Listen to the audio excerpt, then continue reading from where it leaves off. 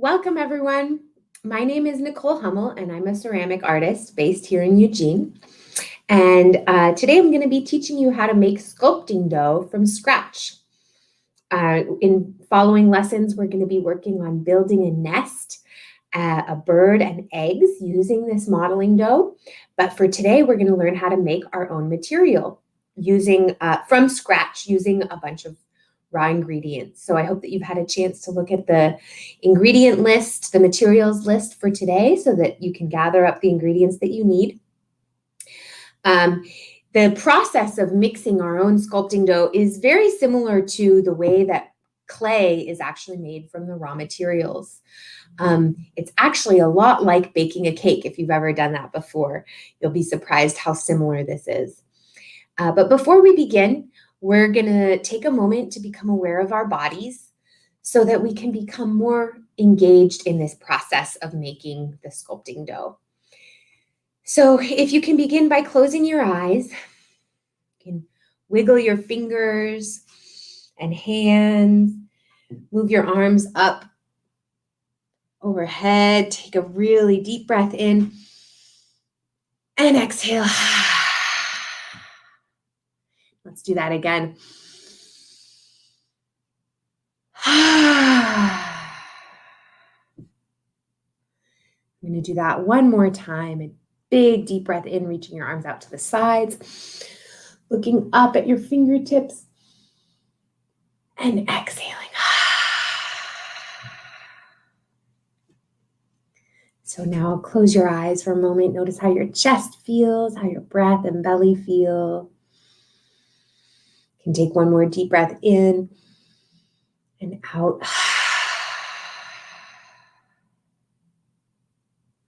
So this exercise is really helpful to energize your body and mind. When we're more aware of what's going on in our body and with our breath, we can be more in the moment and connected to what we're creating. So if at any point during this lesson you feel overwhelmed, or you're just not really in your body, feel free to come back to that exercise. So now that we've done our embodiment exercise, we're going to move to organizing our materials. So we're going to organize our materials. We're going to sort them all on our table. First, we have our bowls. We have measuring cups. We have measuring spoons. And then our ingredients for the clay: flour, jar of flour here, salt, cream of tartar, oil, that could be vegetable oil, olive oil, whatever you've got, water, hot water, which I will talk again about later, and food coloring. At this point, you can put some water on to boil. Please do not do this by yourself. You need the help of an adult mentor in order to do this. So whichever way, if you have an electric tea kettle or you want to put water on the stove or in the microwave, heat up your water. You'll need about half a cup. So you can get your water heated up. Now that we have all of our materials organized, we're going to set up our workspace. So I'm going to move all of the ingredients out to the edge of the workspace so that I have a nice blank canvas to work on. Moving them all to the side. Your workspace can be a blank piece of paper or a clean flat surface. A cutting board works, or a counter. Anything that can kind of allow you to spread out and have some space. And then you will place your bowl in the center. Now that we have our workspace set up, we are going to measure out our ingredients.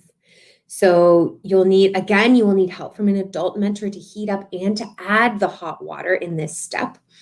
So don't try to do it on your own, please. We don't want any burns or injuries. So ask your adult mentor to help heat up the water. And we're going to start by measuring out the dry ingredients into the bowl. So the first thing we'll put into the bowl is 1.25 cups of flour. I have my flour in a jar here. I'm going to find my 2 measuring cups. Here I have a 1 cup measure and a 1/4 cup measure. I'm going to put 1 cup of flour in the bowl. It's okay if you get a little bit on the side. And then 1/4 cup of flour in the bowl. There we go. Next, I will add the other dry ingredient, 1/4 cup of salt. Using my 1/4 cup measure, I add the salt into the cup. Add it to the bowl. Then I have 1 teaspoon of cream of tartar. So I'm going to look at my measuring spoons, find the 1 teaspoon measure. And again, if at any point this is feeling too fast, feel free to slow down, take your time, pause the video. There's no rush here. Make sure that you're doing precise measurements and don't feel like you need to move as quickly as I am. Everybody's pace is going to be different. So just a little pause to make sure that anybody who's a little bit behind can catch up with us now. Looking down at my spoons, I look through my spoons and I find the 1 teaspoon measure, which is this one. And I'm going to measure out the cream of tartar. A good way to do this is to take a scoop and then use the lid to level it off. I add that 1 teaspoon of cream of tartar to the bowl. And I'm going to mix this up before adding anything else. So using a spatula, you can even use your hands here.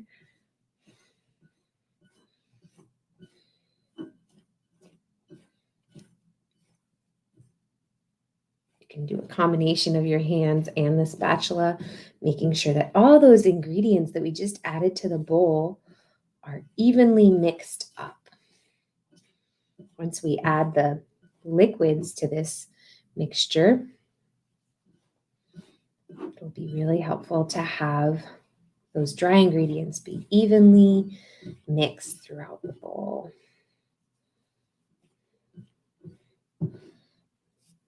Okay, so now we're going to add the hot water and the oil. I have a thermos here of hot water that I brought. You might have yours in a cup already. All we need is 1/2 cup of hot water. So I'm going to find my 1/2 cup measure here. 1/2 cup. And I'm going to add my hot water into there. Again, if have your adult mentor help you with this step, adding it into the bowl. And at the same time, before even mixing that up, I'm going to add 1/2 tablespoon of oil.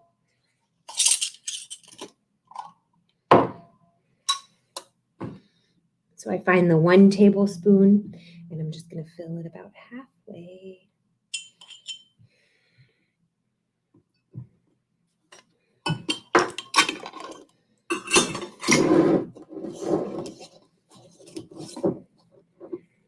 Okay, so now that we've added the hot water and oil, we're going to start mixing this.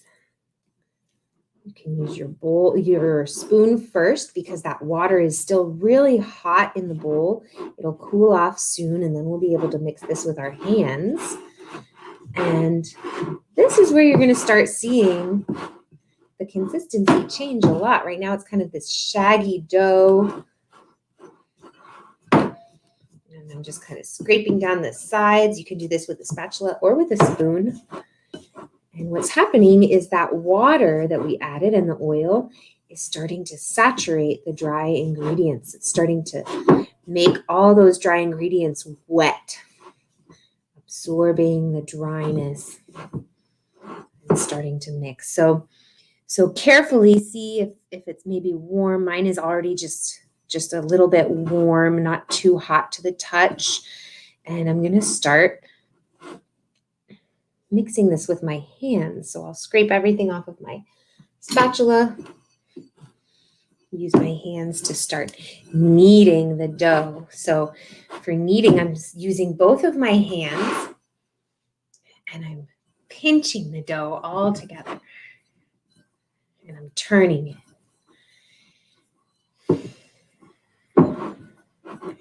And when we're doing this with clay, we call it wedging. We often wedge our clay before working with it because this helps even out the consistency. So if some parts of it are a little dry, other parts are a little wet, it gets it nice and even throughout the whole thing. And I'm going to take it, so now that it's more or less in a ball, I'm going to take it out of this bowl and I'm going to knead it, I'm going to wedge it on the board, on the work surface.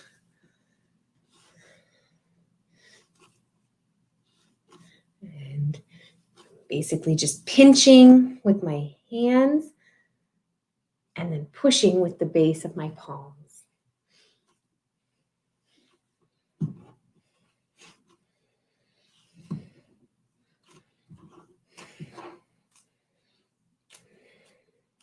So you can already maybe notice that yours is starting to come together and feel a lot more like Play-Doh.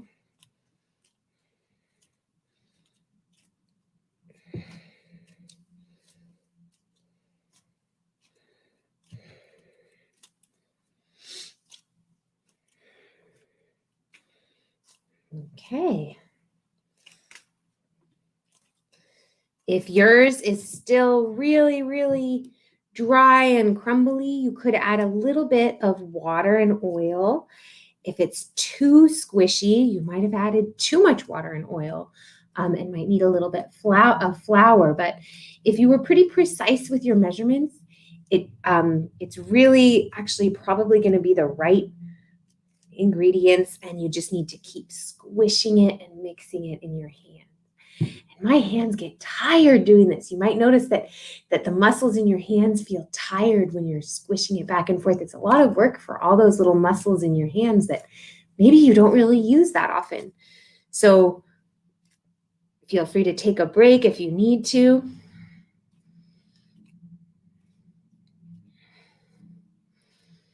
So mine is starting to feel really nice and even.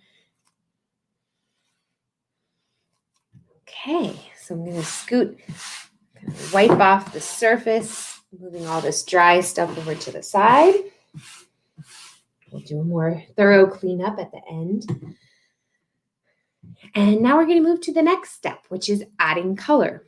So now that we have our basic dough made, we're going to make different colors of dough. I'm going to show you how to divide the clay and add the colors. You can add whatever colors you want. You can make whatever colors you want. Just for fun, we'll do the colors of the rainbow today. So I'm going to break this piece of clay into 7 balls of clay. I'm going to break it. They don't need to be the exact same size.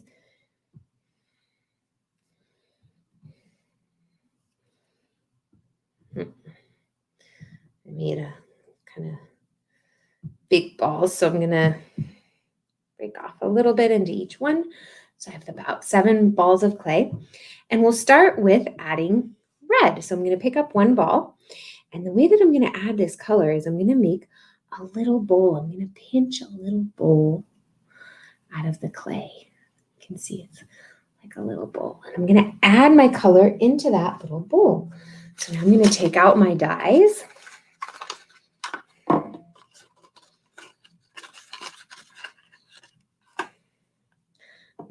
going to find the red, and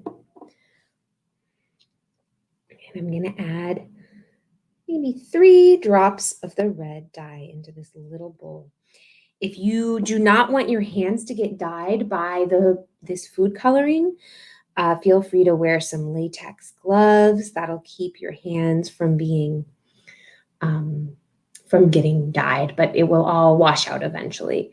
So once I've added that dye, I'm going to fold this up, and we're going to just fold and fold and fold and pinch and pinch and pinch. You're going to first see little kind of veins of red that are coming through. And this will become more and more even as we continue to squish the clay back and forth between our hands.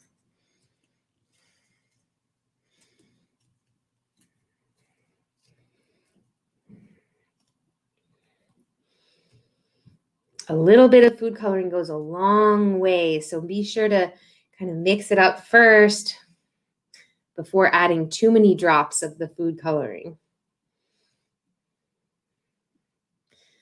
But eventually you might need maybe 5 drops to make a very, very red clay. This one's going to be a little bit pinker.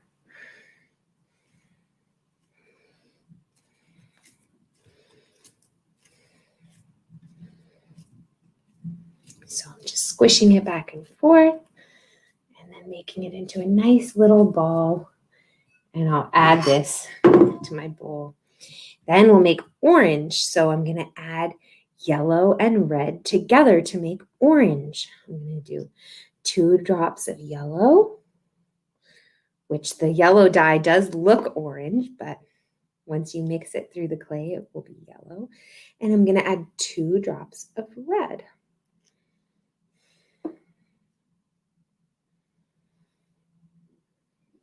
Kind of mixing it around. I always love this part, the way the dye looks inside of the little bowl.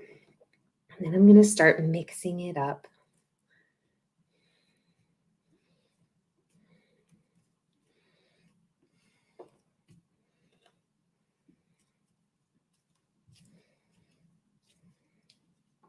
Again, your hands might get tired here mixing the dough. It's lots of little tiny muscles that often don't get used every day.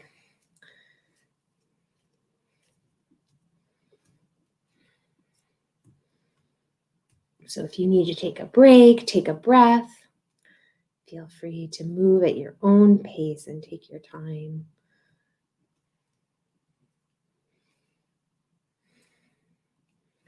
So I'm mixing up this orange dough. You can still see that there's some yellow and some kind of reddish, more reddish areas.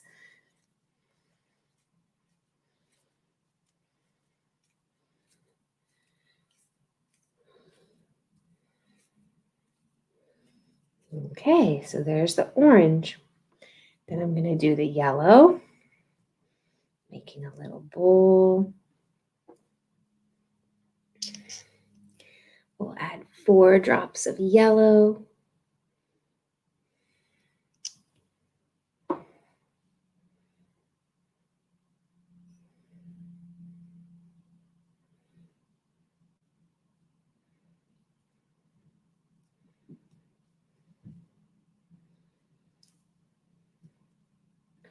And we're going to be keeping one of these balls of clay just the plain white color, because I think that'll be useful for us when we're working on our bird's nest and bird and eggs. It's nice to have lots of different colors to choose from. So you can see that I'm kind of, when I'm doing this, I'm kind of pinching my fingers in.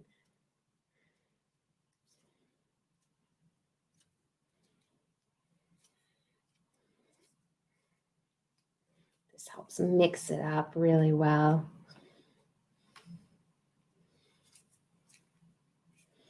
And I'll roll it into a little ball and put it in my bowl. Now I'm going to make green, making the little bowl first, adding the green, 1, 2, 3, 4 drops. Letting it kind of soak in. When I move it around like this, I'm really letting the dye begin to soak into the clay. That way it doesn't just all squirt out once I pinch it together. Start pinching it now, folding it over, folding.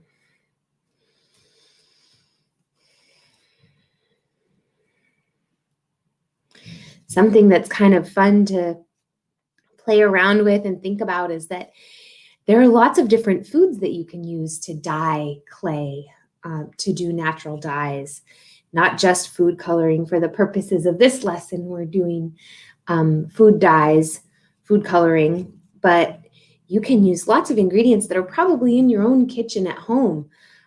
Turmeric is one spice that will give you a really nice yellow color. You can use beet juice to make a nice bright red. You can use boiled blueberry juice to get a blue. There are lots of different options. So that's something that down the line you can play around with.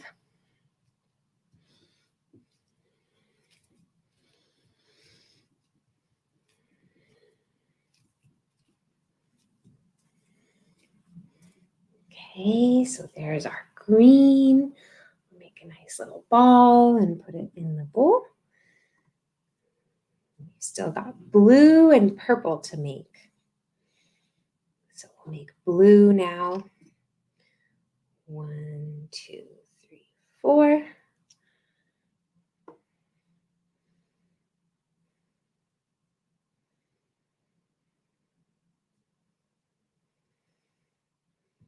And I'll start pinching and folding. It's always surprising to me how the color of the dye, when you first put it on the clay, is sometimes so different from the way that it actually turns out once you mix it into the clay.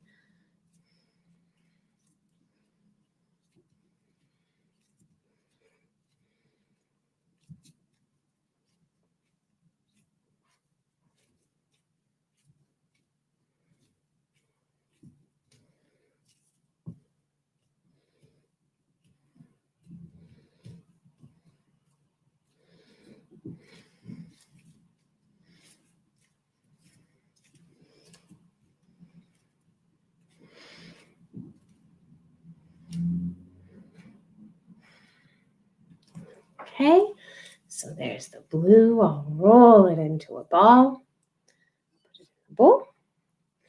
And lastly, we'll make the purple. Purple is a combination of blue and red. So we're going to do 2 drops of blue, 1, 2, and 2 drops of red, 1, 2. I'll move my dyes over to the side of the workspace. Start adding this dye to the dough. And start mixing it in. You can also explore in your own time the different kinds of colors that you can make. You know, all of these different colors that we made, these 6 different colors that we made, are all made using 4 colors. But there are lots more colors that you can make. You could try doing a dusty rose. You could try doing a very dark purple. You could try doing indigo. You could try making black. So feel free to kind of research and experiment. If you really liked this color part, you can continue that process of exploring how different colors are made using the same basic colors, base colors. If you're feeling frustrated and things aren't turning out how you want, remember, come back to taking a deep breath. It's okay. You can do this. If you're making a mistake or making a big mess all over your table, that's okay. It can be cleaned up. You can try again. The important thing here is to be getting your hands into the clay and practicing. Okay, I'm going to roll this into a ball, put it into my bowl, and I'll make this last clay into a ball and add it to the bowl. So here we have our different colors of clay that we've made today. The dough that you made, this moving to the next step of storing our sculpting dough, the dough that you made will keep for a couple of weeks. Be sure to wash your hands each time before you use it. This will help the clay last longer. Otherwise, you can get organic materials from your hands into the clay, and that can cause mold to grow. But for a couple weeks, this clay should be great to use. A really important thing is to store it using plastic, some kind of airtight container. So if you want to use a Tupperware, I just have a simple plastic bag here, and I'm going to store my clay in this bag. So I'm going to put all my balls of clay in here. The main thing is having the clay not be able to have access to the air, because that'll dry it out and make it crumbly. So I'm going to wind this up in my plastic bag and store it in the fridge.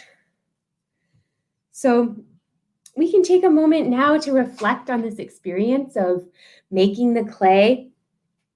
Close your eyes for a moment and remember the process of doing this, all the different steps, from organizing our workspace to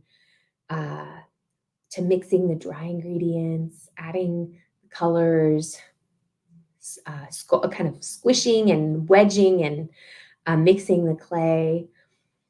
And think back about which part was your favorite.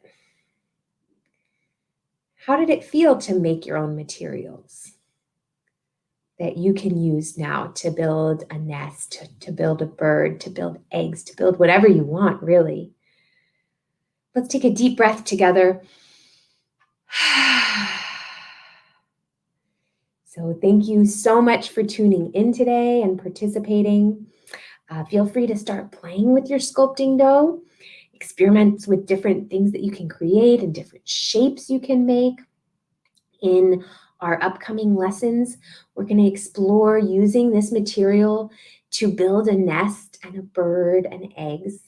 So I'm excited to share that with you all. The possibilities are endless, and your hands are really the only tools that you need from this point forward. So we have 3 more lessons to explore. So tune back in, and thank you so much for watching today. Bye.